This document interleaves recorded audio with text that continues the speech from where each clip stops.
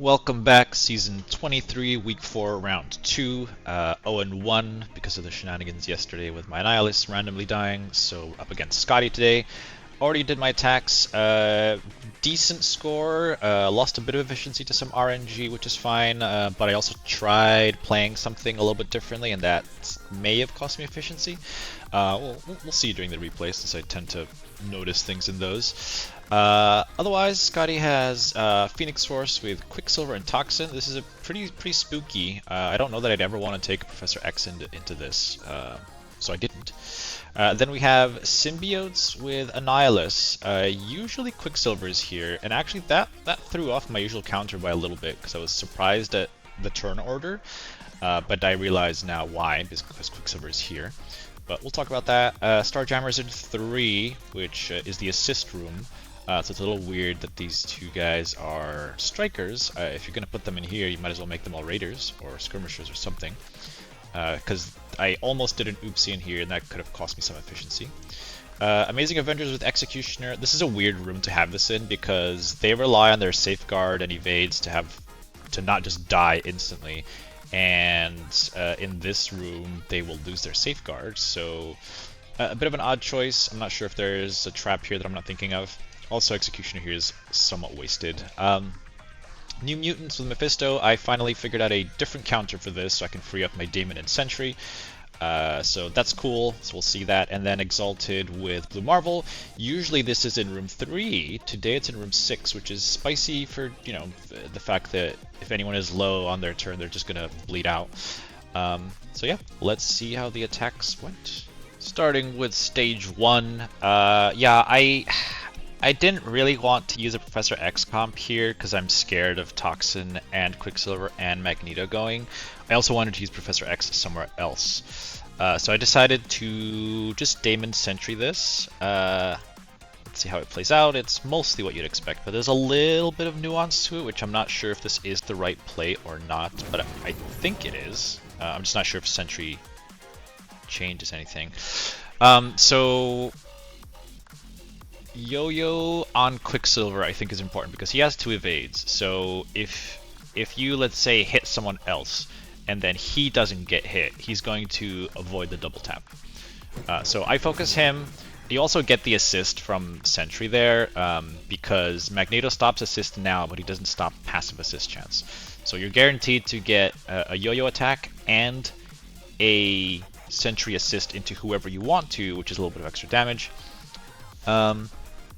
But before I hit the next thing, what I was worried about with I lost my train of thought. Oh, if Quicksilver doesn't die and everyone else gets double tapped, he doesn't, and you have a Dark Phoenix. What worries me is that I think Quicksilver will do his ultimate, which will then it'll do slow and silence. The silence is what worries me because let me check Sentry. I'm worried that means Sentry can't ability block, gain offensive attack all enemies, flip 2 rend. Okay, flip. There's a bit of an order of operations thing here, I guess, where it's unclear to me, like, if this entire block is before the flip, then you're not going to ability block the Phoenix, and then she will special. So that's kind of why I think you have to guarantee that he dies, or this might blow up. But anyway, so this happens, and then we have Dark Phoenix. So here, for example, if this guy is silenced because Quicksilver survived, let's say, this could get weird. Also, Quicksilver would definitely kill this guy. Also, the turn order here surprised me. I thought, so he is, oh, they are both 120. I was surprised that Guardian went ahead of Strange, but I thought Strange was like 121. But anyway, you ability block her, does nothing. Then technically I lose 1 efficiency here because Strange is guaranteed to kill her, but he took a shot. But he also healed himself up a little bit because he's a fortifier, so I guess it evens out. But yeah, pretty simple. I'd be scared to do this against a big Quicksilver, but maybe we'll find out. So let's move on. moving on to stage 2. So yeah, this ended up way dirtier than usual, and I couldn't figure out why during the attack this happened. And I think it's because Quicksilver's missing from this side, and when Quicksilver goes early, this guy gets some extra speed bar.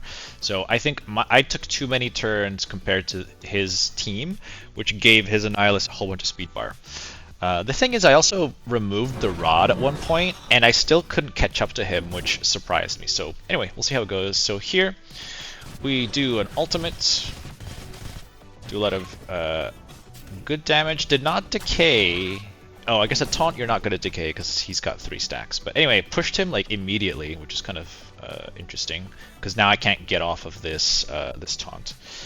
Then his Annihilus gets to go first. Boop. Then I get to do mine. He seems to have resisted the decay as well here, because yeah, this was some bad RNG, because reduce duration of safeguard by 2, which he didn't do, and then flip everything. So he resisted the decay here.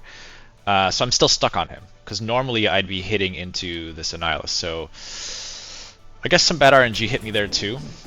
Usually I do this special on Riot, but because I'm stuck on this guy, I'm just spreading out the damage as much as I can. Now usually here I also do the null special, but I figured again, since I'm not hitting him, let me try the ultimate, see if that changes anything. Also because I keep complaining about the rebalance and that I think the minion is killing you, but this minion here might be doing the same thing. So I do an ultimate. Yeah, Riot's dead at this point, and now I do a special. Boop, and with the ISO, we push the rod. So you can see here, like, he's already here, and I'm trying to catch up.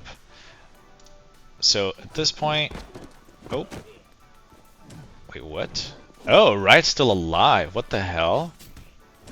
What was that? Somehow he's invisible.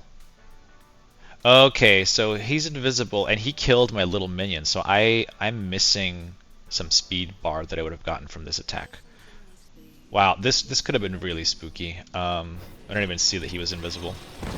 Which, why would I? He's invisible. Anyway, his null goes. This now also gives his Annihilus some speed bar. So yeah, so I lost some, he gained some. I gained some here, but it's not enough to catch up. So okay, so I see how his Annihilus got ahead of me. But yeah, so look at this. This is actually pretty terrifying because he's got offense down. He gets to do his ultimate. And, you know, this guy's fine, but everyone else just evaporated. So I got pretty spooked here. But I get to go immediately after and use my ultimate. And I also have Rod, so I was not going to lose this, but it definitely got weird. So some bad RNG with not being able to get off of Riot. Also, I have no idea when he died because he went invisible at some point and killed my little minion, so I didn't get the speed bar there. So yeah, interesting quirk of enemy Quicksilver not being there. So yeah, this is still just not a bulletproof attack, even though it usually wins. I don't think I have a better alternative for Annihilus on offense. So I'm gonna keep this attack for now because I just don't like sack meta. I don't want to do an IMX sack into Daring Warriors and pray. I want to do things that I have more control over, so it's also just more fun. So anyway, I lost a lot of efficiency here basically because this played out differently, and I got a little bit of bad luck with not cleansing Riot and the speed bar. If I had gone first, I think I would have been fine. But anyway, moving on. Alright, so stage 3, I did not even consider the fact that this was the assist room.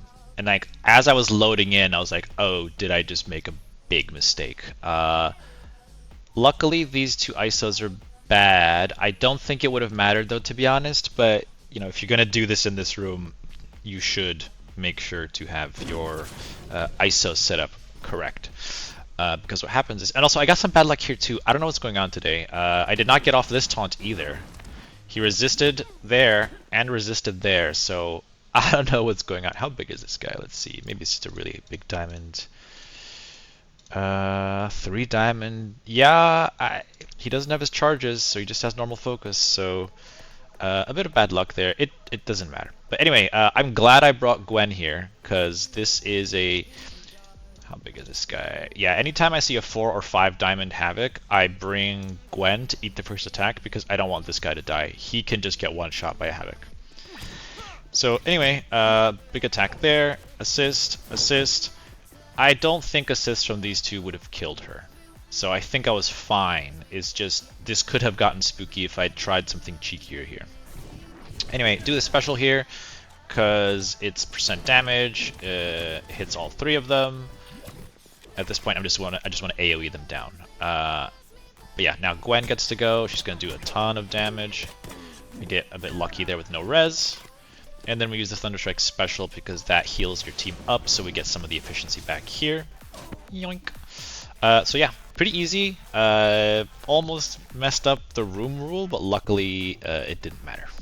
Stage 4. So yeah, just don't run this. It's just not good. Maybe at higher stars, but what I've noticed is even at high stars, Amazing Avengers, without their dodges, they're incredibly squishy.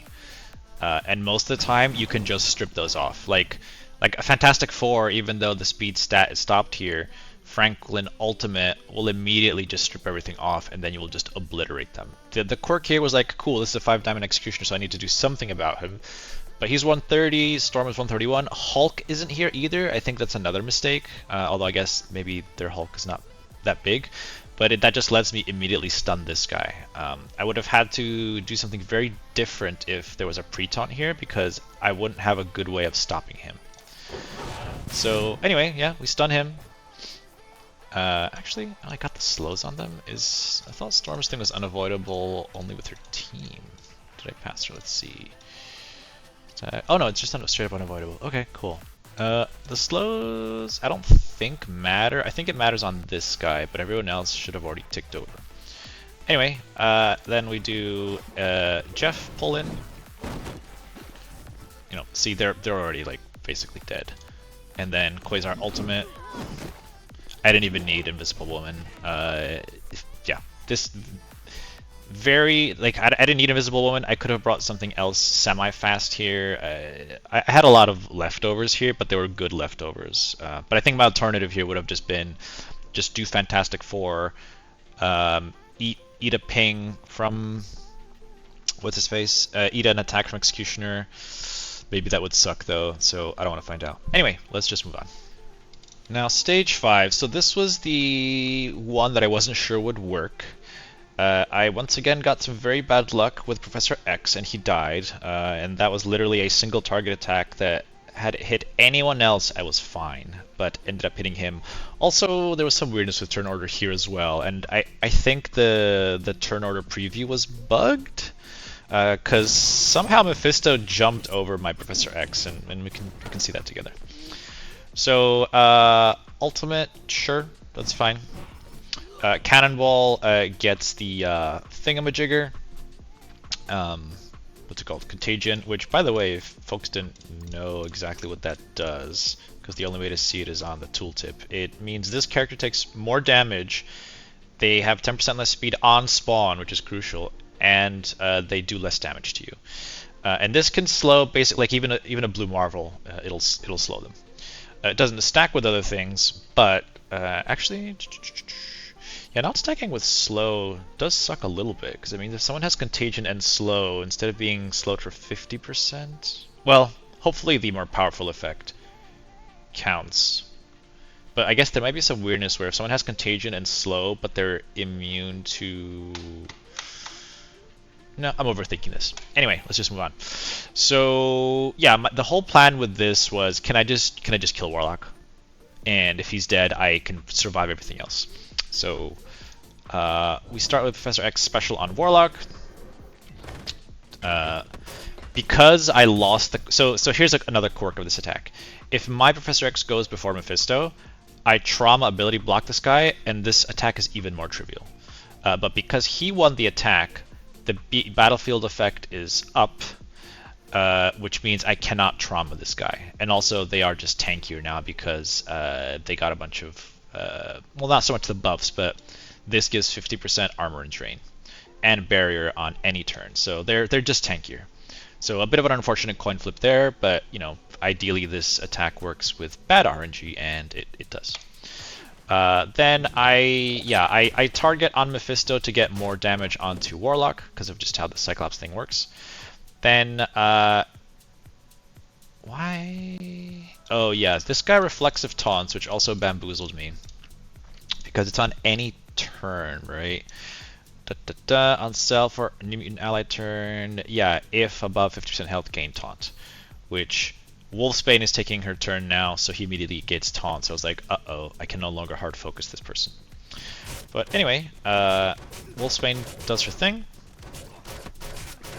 Doesn't hurt that bad. It's fine. I mean, it hurts, I guess, but it's not going to kill my team. Now it's Scorpion Breaker's turn. He gets to special here. I flipped everything here, which is good. But you can see here also kind of the reflexive stuff from magic is a problem. The one thing that might be some bad RNG with Scorpion is I don't think this can be... Oh, this can't be blocked. Okay, perfect. I was going to say this ability block and flip could be blocked, but no. So that's great. So I don't care about him right now. But yeah, as you can see, I'm not going to kill this Warlock. So I just attack him just to maximize damage. I even had Striker here. You know, I get him kind of low. He doesn't bleed out. He's got too much stuff. But the good news is because Dread are immune to silence, so they don't actually care about Warlock taking a turn. And he also clears the battlefield effect from Mephisto. So I think honestly in the future, you hard target someone else. Like you just let Warlock do his thing, and that is actually a benefit if you do this attack. So yeah, I think I could have played this differently where I guess I would just hard focus Mephisto or maybe Cannonball because he's just going to take so much damage from Contagion. Anyway, Electro goes and blows him up with the special because he had a lot of buffs. Then Bullseye murders Magic. And now this is the bad RNG. Any other target, I'm fine. But targets my Professor X and the Mind Control just kills him. Which is unfortunate. I also forgot to do it, but yeah, Mephisto was before. Sorry, before this turn, it showed that Professor X was going to go before Mephisto, and then the minute either Magic or Cannonball died, they flipped their order, which I don't understand. So maybe it was just wrong from the get-go, and it assumed some rewind had happened when it didn't. But anyway, yeah, so a little bit of bad RNG there from an efficiency perspective.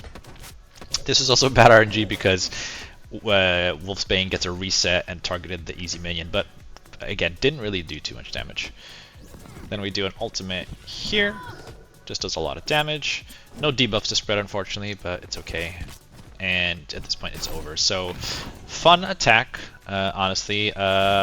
Professor X is a bit of a luxury here, but if this lets me move things around where I can daemon something spookier, and then keep Professor X and Brimstone somewhere else. Sorry, not Professor X.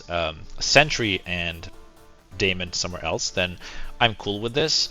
And I also had like the bad RNG where I say bad RNG. I think Wolfsbane going is actually good at this point. So I kind of wasted my time focusing on Warlock. So yeah, if I do this again, I think I'd either focus on Mephisto or Magic quickly just to stop her stupid stuff. But yeah, fun attack. I like Dread. They are very squishy though. So, like they heal a lot, but they can definitely just die before they get to heal. So this is not a premier team. I think it's a mid team that plugins can take to A tier or whatever you want to call it, especially once this guy gets even bigger with the leaderboard diamond payout, hopefully. But yeah, they're cool, they're flexible, but they have some very, very clear weaknesses, and the biggest one is just how squishy they are, because you can't heal when you're dead. But anyway, let's move on to the next room. And finally, stage 6. So this is my sort of usual fun, I'm going to just call it fun attack into Exalted Blue Marvel. They they take this pretty reliably. Had this been in room 3, my entire plan would have gone off the rails because I need Professor X instead of Mephisto if this is in 3, so then and Breaker, so then I don't really know what I would have done here. But there might be other plug-in characters that can help take this, because again, if I'm not trying to kill Warlock, then I don't really need Professor X here, even though he's great. So maybe there's other things you can bring in here with Dread to help kill this. So yeah, some theory crafting fun. But anyway, going back to stage 6. Let's get in, and yeah, the quirk with this being in room 6 is that, you know, on turn everyone takes 15% max HP damage, or whatever you want to call it. So, you know, if any of my characters are close to death, then they might just die on their turn. But this is pretty safe. So just to go over it, Odin's here because he's great and he'll help rebalance the team and loop around. Mephisto, extra health, plus assuming he survives, his basic can help you kill someone really quickly. Spider-Man is here to eat the morph. Breaker's here because he just kills everything and rebalances your team. And Alondra here is for the offense down, so that you can actually survive the opener cleanly. So you'll see offense down popping up on everyone as they go. So here, Spider-Man dodges basically everything, so he took like almost 0 damage there, just a little sliver. Then Storm does this. You know, Odin and Breaker will always get stunned, and they both shake it off. I say always. How come Mephisto took the... What? Does Mephisto have more damage than Odin? No way.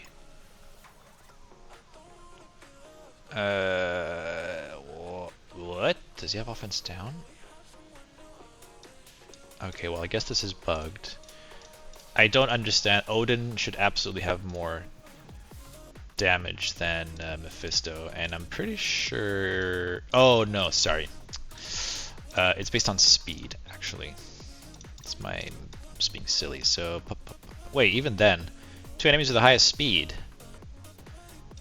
which should be Breaker and Odin? I'm not sure. Anyway, all 3 of these characters will shake off a stun one way or another, so it doesn't matter. I just don't understand why he got it over him. Maybe something weird with his like crazy speed stat that he gains that's being suppressed. Anyway, Blue Marvel goes. Because of the offense down, he doesn't hit too hard. See, Spider-Man took some damage now, but you know, Breaker is more than okay, and he's just going to decay everything and heal everyone. So we're kind of forced to hit into Angel here, but everyone's pretty healthy. The Unstable Anomaly went on a good target, which is Blue Marvel, so we heal everyone up, give offense up, and speed up, which is important because we can get around to our turns faster. Then I do ultimate onto Blue Marvel. It's not going to stun him, but it's a lot of damage, and there you go. Oop. Then we do this. I'm debating if the basic is better there. I'm not entirely sure. But anyway, I did not want to use the ultimate or special there just because it would chain over to Angel and it would do a reflexive heal, and I like the fact that they'll have offense down. Jubilee goes on to my Lalandra, which is probably the worst character in terms of durability, but whatever. Then goes again, even though there's 3 people with taunt, so you know, some more efficiency lost here because she is the squishiest target. I then do the summon special just to clear some buffs, even though it's going to heal them, but they were kind of already healthy. Is he not? Why isn't he healing? He didn't react. That's a bit weird. Or at least I didn't see it. Maybe he did. I missed it. But anyway. Boop. Odin basic on Jubilee. Okay, he's not... He isn't healing. He's not doing his reflexive heal thing.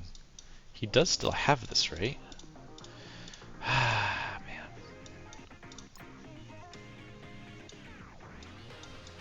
Huh. Why doesn't he have... Something is weird. He's only taken 1 turn, so he should be... Yeah, he only did his ultimate, so he should still have... I don't know, man. This attack's not going to lose anyway. I guess I could have lost some efficiency here if he was properly healing everyone, but it doesn't seem to be working. So I don't know what's going on here. Either way, yeah, lost some efficiency because she got tunneled as opposed to literally anyone else that just is tankier. But it is what it is. Lost some efficiency. One-shot everything, but not the best efficiency. So we'll see what my opponent does. Let's see if we won or not. Alright, looks like Scotty had trouble with one of my rooms and didn't clear it, so we are good to go, 1-1. Hopefully we can get a 2-1 this week, although I think from a points perspective I'll only get like 1 or 2, but you know, I'll take 2 wins over 2 losses, so see you tomorrow for the next one.